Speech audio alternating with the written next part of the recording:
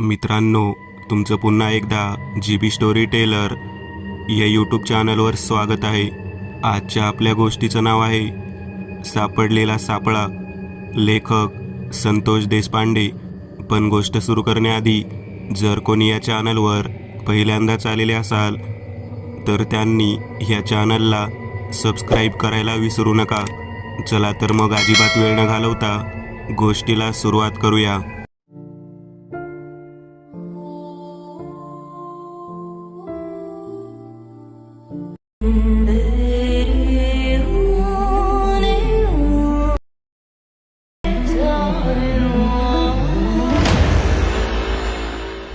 अंगणामध्ये जे आंब्याचे झाड होतं त्या झाडाच्या वरच्या फांदीवरती हालचाल होऊ लागलेली होती.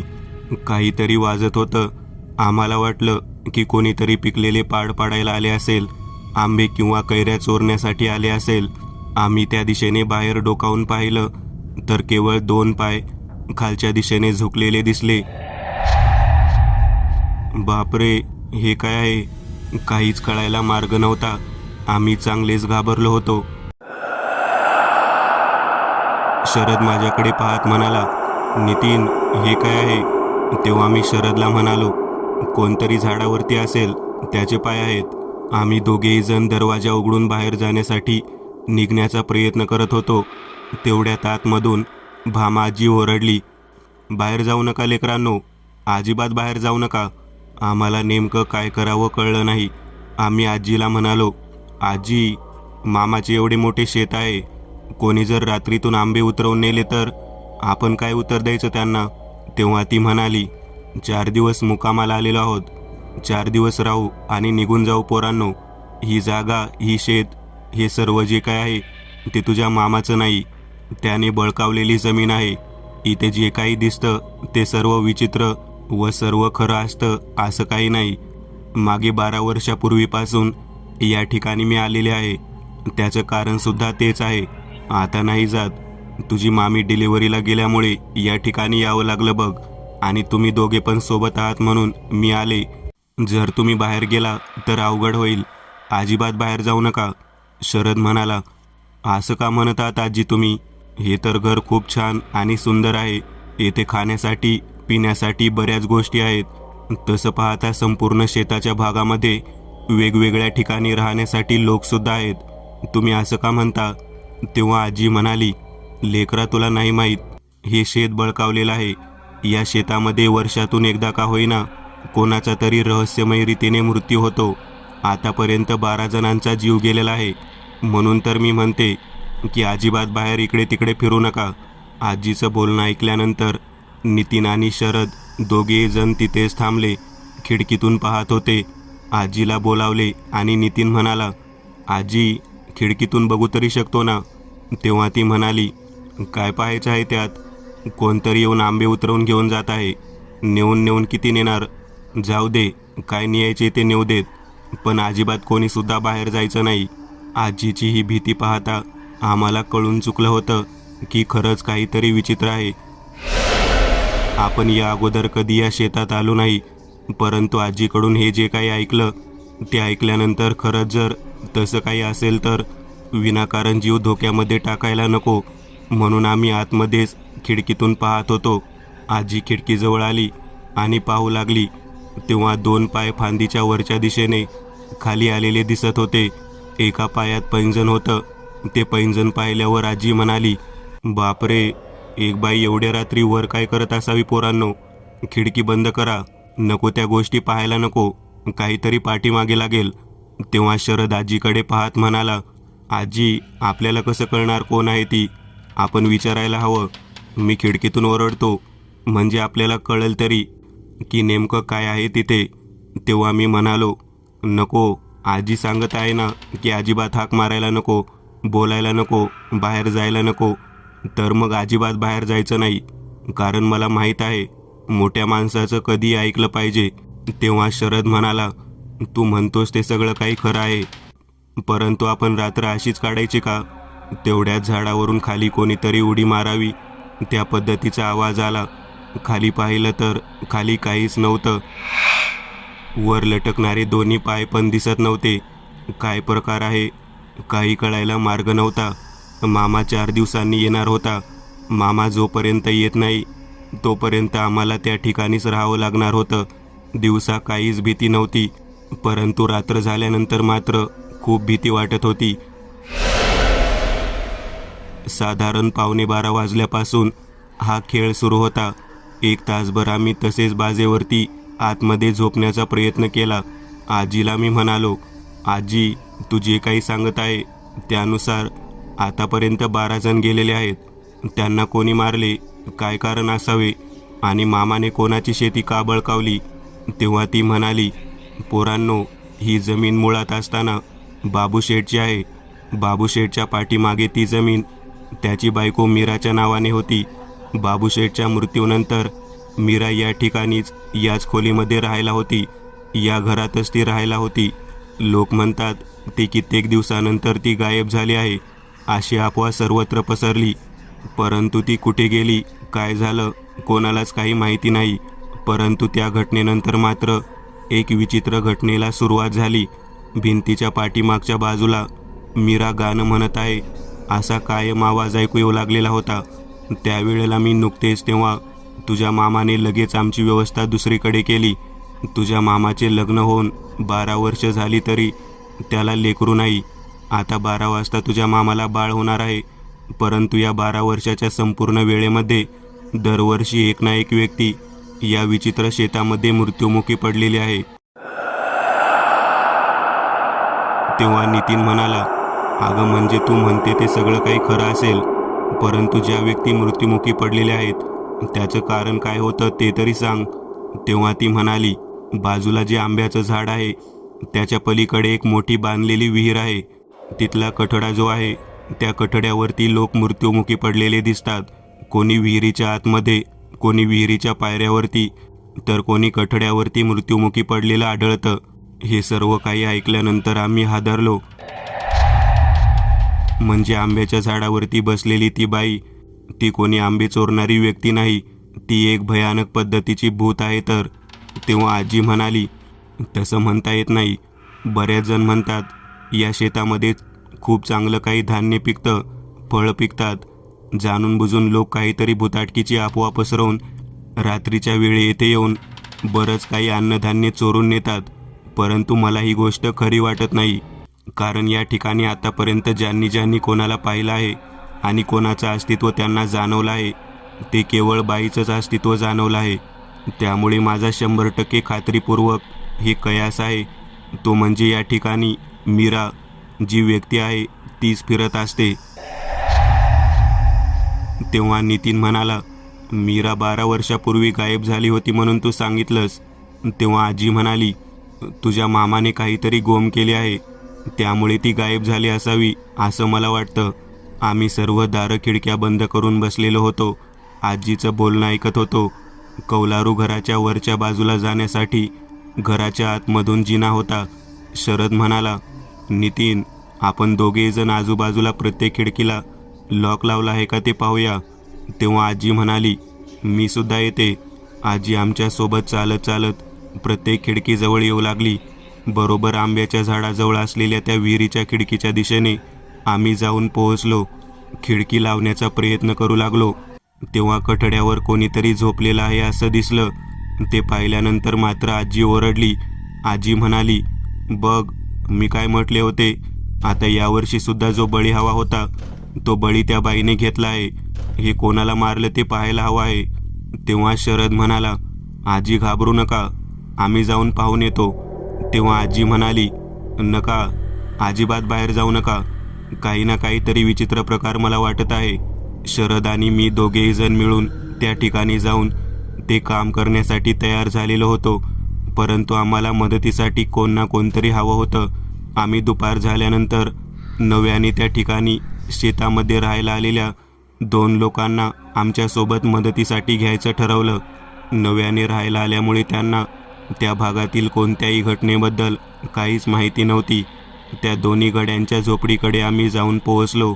त्यांच्याजवळ आमच्या जवळचे असलेले साहित्य देत त्यांना म्हणालो, आज संध्याकाळी जे शेणखताचा खड्डा आहे तो उकरून काढून बाजूला शेणखत टाकायचं आहे. तेव्हा ते दोघेही जण म्हणाले, संध्याकाळी का म्हणत आहात, आता का नाही? तेव्हा आम्ही त्याला म्हणालो, जेवढं सांगितलं तेवढंच काम करायचं, दिवस मावळल्यानंतरच ते कार्य व्हायला हवं आहे. तेव्हा ते दोघेजण होय म्हणाले.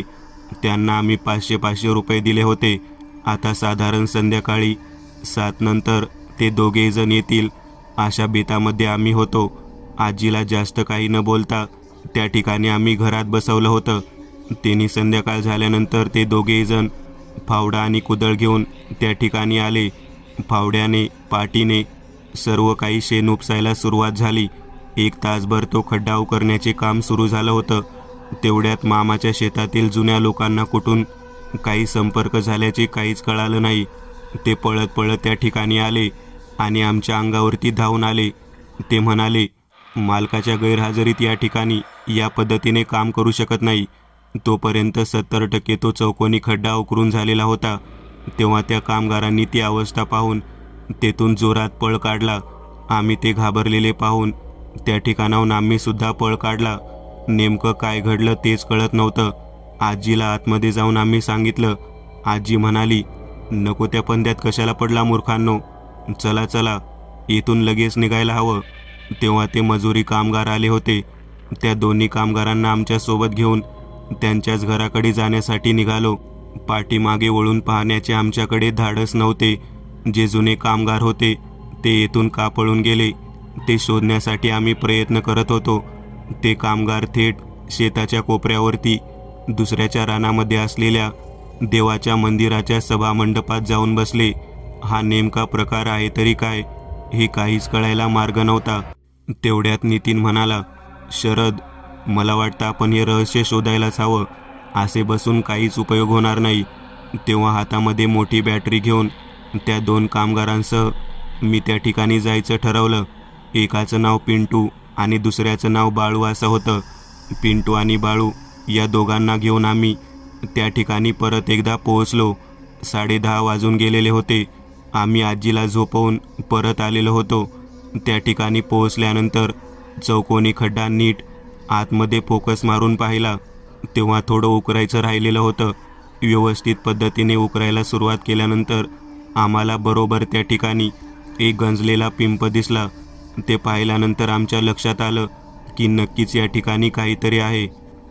बाळू आणि पिंटू दोघेजण ते पिंप बाहेर काढत असताना म्हणाले, मालक, अहो मालक, यामध्ये काहीतरी सोनं नाणं दिसत आहे. आम्हाला आनंद झालेला होता. आम्ही ते पिंप उघडायचे म्हणून त्या दोघांना वर काढायला सांगितले. आम्ही पिंप उघडले आणि पिंप उघडल्यानंतर त्याच्यासमोर त्या दोघांनाही अलगद हे पालते ठेवायला सांगितले. पिंप पालती केल्यानंतर आतमध्ये आम्हाला मातीमधून एक मोठा हाडाचा सापळा आम्हाला समोर दिसला. मानवी कंकाल असलेलं ते पीक होतं. ते पाहिल्यानंतर मात्र आम्ही चांगलेच घाबरलो. अरे देवा, या ठिकाणी हे कसं काय, कोणी पुरून ठेवलेलं आहे? तेव्हा ते दोन्ही कामगार घाबरून तेथून आम्हाला निघूया निघूया म्हणून सांगत होते. आम्ही त्या ठिकाणाहून परत त्या बाळू आणि पिंटूच्या घराच्या दिशेने निघालो. आम्ही घराकडे पोहोचलो तेव्हा आजीला ही हकीकत सांगितली. आजी चिडलेली होती. ती म्हणाली, नको त्या गोष्टीला उकरून आलेला आहात. जे करायला नको होतं ते केलं. तेवढ्यात नितीनच्या मोबाईलवरती त्याच्या मामाचा फोन आला. मामा म्हणाला, पोरांनो, मामीचा बाळांपणामध्ये मृत्यू झाला आहे. तिचा अचानक जीव गेला. 1 दिवसापूर्वी जन्मलेलं बाळ आणि बाळंतीण सगळेजण व्यवस्थित होते. परंतु अचानक आता काय झालं? मामा बायकोचा जीव गेला हे ऐकल्यानंतर आजीला काय उत्तर द्यावे ते कळेना. आमच्या लक्षात येऊ लागलं, आपणच ते प्रेत उकरल्यामुळे कदाचित काहीतरी घडलेलं असावं. आजी म्हणाली, तो सापळा तुम्ही बाहेर काढला आणि नक्कीच त्यामुळे हे काहीतरी विचित्र घडलं. आता मात्र त्या सापळ्याकडे जाऊन ते परत पुरायचं धाडस आमच्यामध्ये नव्हतं. सापडलेला सापळा या पद्धतीचा काहीतरी विचित्र प्रकार घेऊन येऊ शकतो हे आम्हाला जरासुद्धा वाटलं नव्हतं. तरीसुद्धा आजीला आम्ही म्हणालो, आम्ही जाऊन त्या पिंपामध्ये ते सर्व साहित्य पुन्हा टाकतो आणि आहे असा सापळा आई या जागी पुरून ठेवतो. मामीच्या मृत्यूची गोष्ट समजल्यामुळे आजी म्हणत होती, आता आपल्याला दिवस उजाडल्यानंतर का होईना दवाखान्याच्या दिशेने जायला हवं. बस सकाळी मिळते का नाही ते पाहायला हवं. आम्ही तोपर्यंत ते उकरलेले सर्व साहित्य तो सापडलेला सापळा लपवून ठेवायचा म्हणून परत एकदा त्या दिशेने जाण्यासाठी निघालो. आम्ही त्या दिशेने जाऊन पोहोचलो तेव्हा ते पीप आणि तो सापळा त्या ठिकाणी नव्हताच. आता मात्र पंचाईत झाली. सापडलेला जो सापळा होता तो नेमका गेला कुठे याचा विचार मनामध्ये सुरू झाला. हा भयानक प्रकार आहे. हा कोणत्या न कोणत्या रीतीने थांबला पाहिजे. जे नको होतं ते आपल्या हातून घडलं असं आम्हाला नेहमी वाटत होतं. आता काय करायचं या बाबतीत आम्ही विचार करत होतो. त्याच वेळेला विहिरीच्या कठड्याच्या बाजूला आजी ओरडत आहे असा आवाज ऐकू येऊ लागला. हा आवाज ऐकल्यानंतर मात्र काय करावे कळेना. नितीन आणि शरद दोघेही जण चांगलेच घाबरलेले होते. जी गोष्ट करायला नको होती ती गोष्ट केल्यामुळे आता त्या गोष्टीला निस्तारायचे कसे हा मोठा पेच प्रसंग निर्माण झालेला होता. आजच्या या घटनेने दोघांचेही चांगले डोळे उघडलेले होते. आजीचा आवाज येतो त्या दिशेने जाण्यासाठी निघाले तेव्हा विहिरीच्या त्या मोठ्या आंब्याच्या पलीकडच्या बाजूला कोणीतरी विहिरीत फेकून दिले आहे असा मोठा आवाज आला. तो आवाज ऐकल्यानंतर सरळ सरळ धावत त्या ठिकाणी जाऊन ते दोघे जण पोहोचले तेव्हा पाण्यामध्ये कोणीतरी पडलेलं आहे असा आवाज येत होता. पायऱ्यावरून उतरण्याचा प्रयत्न केला तेव्हा पायऱ्यावरती बसलेली एक बाई दिसली. ती बाई पाहिल्यानंतर मात्र काय करावे समजेना. तिने आपली मुंडी वळवली आणि तिच्या चेहऱ्याला पाहिल्यानंतर केवळ हाडाची कवटी दिसली. ती कवटी पाहिल्यानंतर जवळजवळ कळून चुकले की हे जे काही दिसत आहे ते भयानक सापडलेल्या पेटीमधील सापळ्याचे अवशेष आहेत. कदाचित आजी म्हणते त्या पद्धतीने ती मीरा असावी. नितीन घाबरला. नितीन म्हणाला आपल्याला इथे थांबायला नको. तेव्हा शरद म्हणाला आजीला वाचवायचं नाही का. तेव्हा शरदने एक एक पायरी खाली उतरायला सुरुवात केली तेव्हा ती बाई आहे या अवस्थेत जागेवरती उभा राहून वरच्या दिशेने येऊ लागली. आमच्याकडे पाहत पाहत ती काहीतरी बोलू लागली. तिचा तो अवतार पाहून आम्ही चांगलेच घाबरलेलो होतो. हा नेमका काय प्रकार घडला तेच कळायला मार्ग नव्हता. हा सापडलेला सापळा जिवंत व्यक्ती पद्धतीने कसा काय इकडे तिकडे फिरतो याबाबत मनामध्ये भीती होती. तिला आमच्या दिशेने येताना पाहिल्यानंतर आम्ही त्या ठिकाणाहून दूर जाणे पसंत केले. आम्ही तिच्याकडे पाहत आहे. बोलण्याच्या अगोदरच तिचा तो ओरडण्याचा आवाज आम्हाला अजून भयभीत करत होता. त्या चित्रविचित्र आवाजामुळे जवळजवळ कळून चुकले होते की आता आपल्याला ही बाई काही करून सोडणार नाही. परंतु आमचा काय दोष होता हेच आम्हाला कळत नव्हते. आमच्या लक्षात येऊ लागले की आपण ते तिचे बंदिस्त केलेले जे पिंप होते ते उघडले, तिला मुक्त केले. कदाचित त्यामुळे ती आपल्या पाठीमागे लागलेली असावी. आम्ही धावत धावत पुन्हा एकदा त्या घराच्या दिशेने निघालो तेव्हा ती आम्हाला समोरून येताना दिसली. हा काय प्रकार आहे. हे चक्क पिशाच आहे हे आमच्या लक्षात आलं. स्वतःचा जीव वाचवण्याची धडपड सुरू झालेली होती. तिकडे मामीचा मृत्यू झाला ही बातमी कळल्यानंतर आम्ही ते पिंप आम्ही त्या ठिकाणी परत ठेवायला जायलाच नको होतं. आमच्याकडून खूप मोठी चूक झाली होती.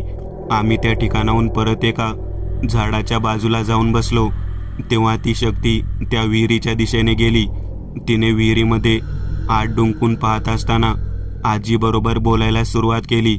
आम्ही ते दृश्य पाहिलं. आमच्या लक्षात आलं आजीचा काहीतरी दोष आहे. म्हणूनच ते आजीला अशा पद्धतीने पाण्यामध्ये फेकून देऊन तिच्याशी बोलत आहे. नेमकं आजीने काय घडवलं आहे तिच्या बाबतीत हेच कळत नव्हतं. तेव्हा माझ्या लक्षात आलं आजी 12 वर्ष झाली या शेतामध्ये कधीच आलेली नाही. नक्कीच 12 वर्षापूर्वी आजीचं आणि मीराचं काहीतरी घडलेलं आहे. त्यामुळेच आजी या ठिकाणी यायला नको म्हणत होती. शेवटी नाईलाज असतो तिला मामीसाठी का होईना या ठिकाणी यावं लागलं. शेवटी आजीची ती सख्खी भाची होती. त्यामुळेच तर मामाबरोबर तिने लग्न लावून दिलं होतं. मीराच्या बाबतीत आजीकडून काय चुकलं होतं ते मात्र कळालं नव्हतं. आम्ही तेथून आजीला पाण्यामध्ये बुडलेलं पाहून आक्रोश करत थेट मंदिराच्या दिशेने निघालो. धावत धावत मंदिराच्या सभामंडपात जाऊन पोहोचलो. त्या ठिकाणी अगोदरच जाऊन बसलेले जे जुने कामगार होते त्यातील सदानंद आमच्याशी बोलू लागला. तो म्हणाला, काय घडलं, काय झालं, ती शक्ती बाहेर आली का, तो सापळा बाहेर आला का? तेव्हा आम्ही म्हणालो, हो, तो सापळा बाहेर आला. त्याने अगोदर मामीचा जीव घेतला आणि आता आजीचा जीव घेतला. तेव्हा सदानंद म्हणाला, आम्हाला माहीत होतं की आजी या शेतामध्ये जिवंत राहणारच नाही आणि त्यात तुम्ही नको त्या गोष्टीला करायला गेलात. ते शेणखताचं जे डबर होतं ते उघडायला नको होतं आणि तुम्ही ते डबर मात्र आवर्जून उघडलं. ते जे खड्ड्याचे ठिकाण होतं त्या ठिकाणी एक विचित्र घटना घडली होती. तुमच्या मामाला ती माहीत होती, म्हणूनच मामा ते ठिकाण तसेच ठेवायला प्रयत्न करत होता. आम्ही म्हणालो, तुम्हाला कसं काय माहिती? तेव्हा सदानंदाने सांगायला सुरुवात केली. सदानंद म्हणाला, तो जो सापळा आहे तो मीरा म्हणायच्या मुलीचा सापळा आहे. ती मीरा म्हणजे या मंदिरामध्ये आपण बसलेलो आहोत त्या मंदिराच्या पुजाऱ्याची मुलगी. तिचं आणि तुमच्या मामाचं एकमेकावर खूप प्रेम होतं, परंतु या आजीने तुमच्या मामीचे स्थळ त्याच्यासाठी आणलं आणि त्यानंतर सगळा खेळ सुरू झाला. मीरा तुमच्या मामाच्या प्रेमामध्ये एवढी गुंतून गेलेली होती की ते दोघेजण लग्न करणार होते. मीराला तुमच्या मामाकडून दिवससुद्धा गेलेले होते. त्यावेळीची घटना आहे. लग्न करायच्या तयारीत मामा असताना तुमच्या आजीने तिला मामाच्या अनुपस्थितीत विष खाऊ घालून मारला आणि तिला पिंपात कोंडलं.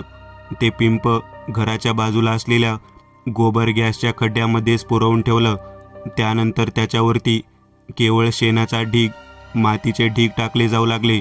आपल्या मुलीच्या मृत्यूनंतर ही संपूर्ण शेती, हे सगळं घर वगैरे त्या पुजाऱ्याने आपली मुलगी ज्याच्यावर प्रेम करते त्या मुलाच्या नावावर केली.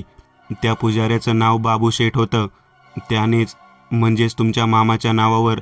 आणि त्यानंतर तुमच्या आजीने आता सध्याच्या मामीचा जीव गेला, तिच्यासोबत लग्न लावलं. मीराला पुरतं माहीत होतं की त्या म्हातारीने स्वतःच्या भाचीसोबत या मामाचं लग्न व्हावं म्हणून हे सर्व काही घडवून आणलं. आपल्याला या जगातून नाहीसं केलं. त्यामुळे जेव्हा ते पीक तुम्ही उघडलं हे आम्हाला कळालं तेव्हाच आम्ही इथून पळून गेलो.